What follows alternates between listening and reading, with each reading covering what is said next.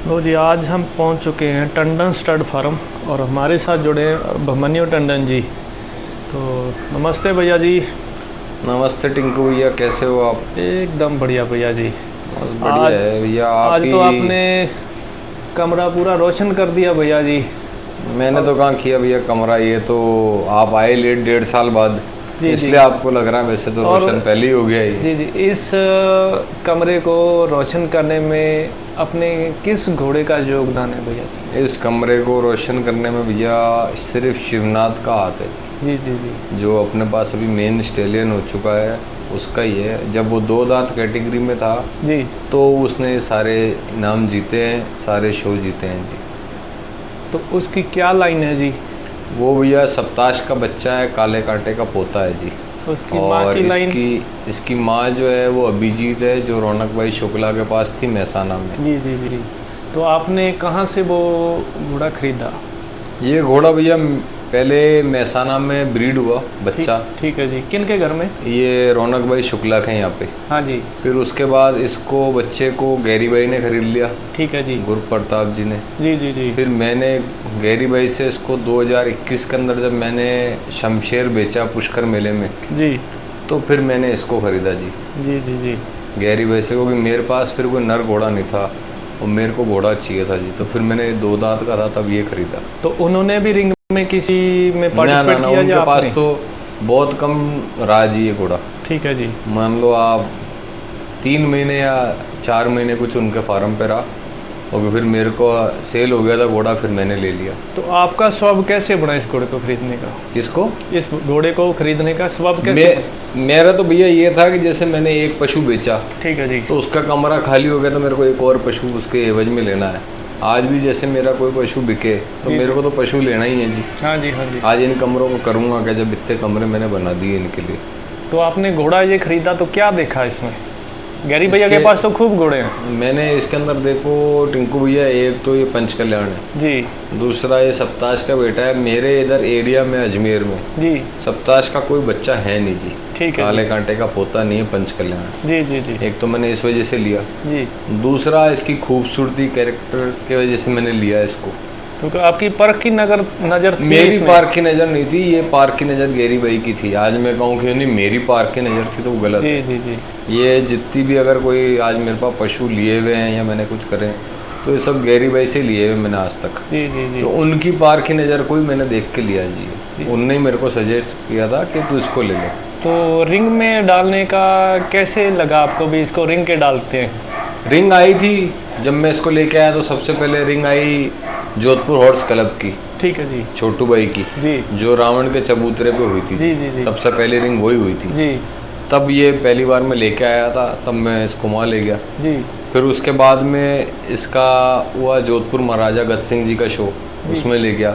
तो वहाँ पर नंबर में कोई प्लेस आई इसकी? हाँ, उसमें भी जीता है। ठीक है ये जी। जो एक ट्रॉफी है उसकी है जी, जो सेकंड आया उसमें।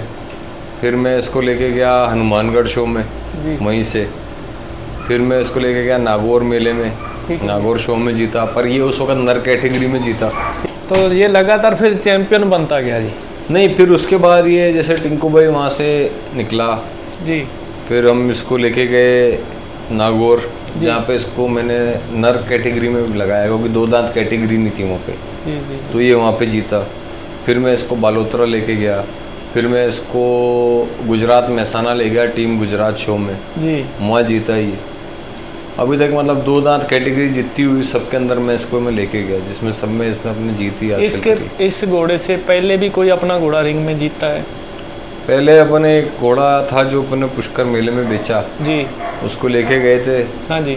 तो उसकी कैटेगरी में तो वो जीता नहीं जी, पर उसको मैं पुष्कर मेले में लगा था 2021 में। हाँ जी। पर उसके पहले वो बिक चुक गया था। जी जी जी। यानी कि ये पहला अपना फार्म का घोड़ा है? हाँ जी। जिसने आपके फार्म में 4 चांद लगा दिए। हाँ हाँ, हर रिंग में इसी की बदौलत आप ये भी मान लो कि टंडन स्टड फार्म को भी लोग बाग जानने लगे जी, या कोई मेरे को पहचानने लगा कि रिंगों के अंदर ये जीता। और अभी इसके बच्चे भी हैं मेरे पास में जी। जो सारी घोड़ियाँ हैं वो मेरी सारी घोड़ियाँ इस घोड़े से ही अब की बार मैंने गब्बन करा रखी है। ठीक है। इस घोड़े का अपने फार्म में अभी कोई बच्चा भी है? अपने पास इसके दो हैं जी, एक कोल्ट है एक फिली है। जी जी जी। 2 बच्चे हैं जी इसके। तो कैसा रिजल्ट है इसका, आप संतुष्ट हो इसका? हाँ जी, रिजल्ट से? संतुष्ट हैं जी इसके रिजल्ट से। जी। तो अभी आपने बाहर इसको छोड़ना शुरू किया? सब जगह पे छोड़ना चालू कर दिया। क्या फीस रखी आपने इसकी? 31,000 फीस है जी। फिर तो वाजिब रेट में इसको हाँ, छोड़ रहे हो। 31,000 फीस है। चाहे ये 2 दांत कैटेगरी के बाद में जब ये हो गया था तभी इसको छोड़ने लगे थे, तब से 31,000 ही फीस कर जी रखी। जी।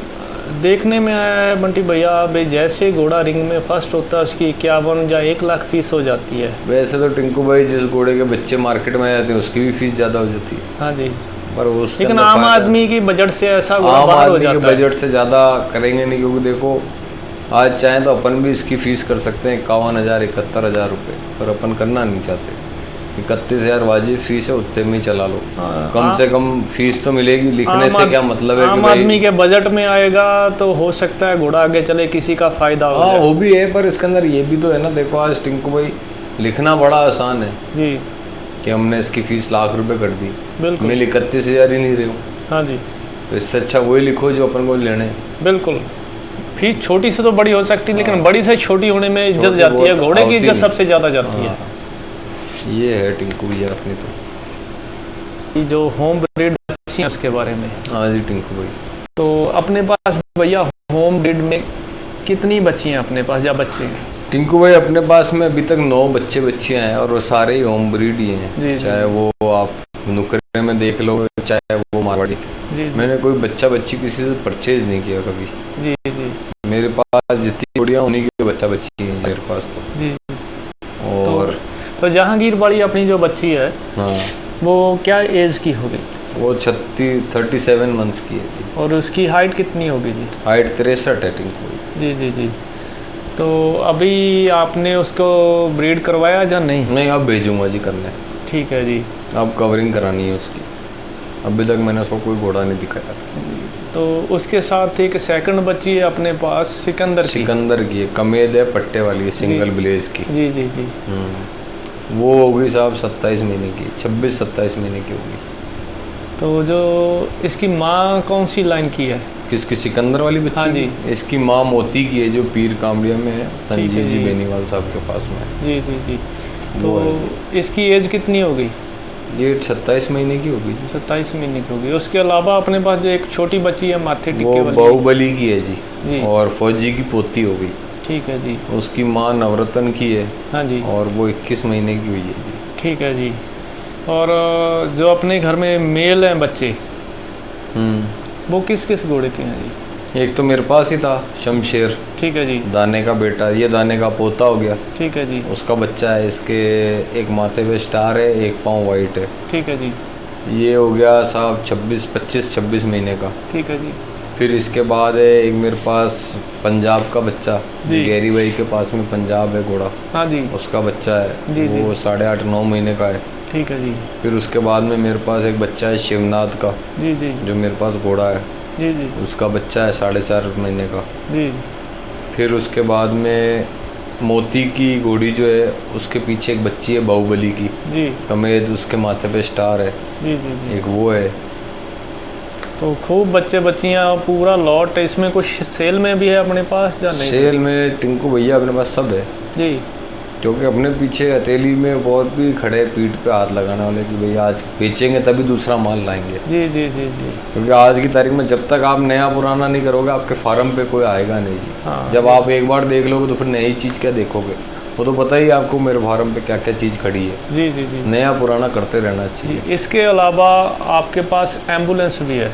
हाँ जी, हाँ जी। तो एम्बुलेंस का आप पूरे इंडिया में सर्विस दे रहे हो या ऑल ओवर इंडिया सर्विस दे रहे हैं। जी जी।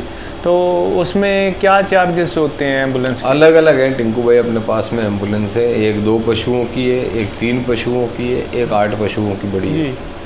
और उसका जो अगर 100 किलोमीटर या 200 किलोमीटर जाना, उसका क्या चार्ज होता है?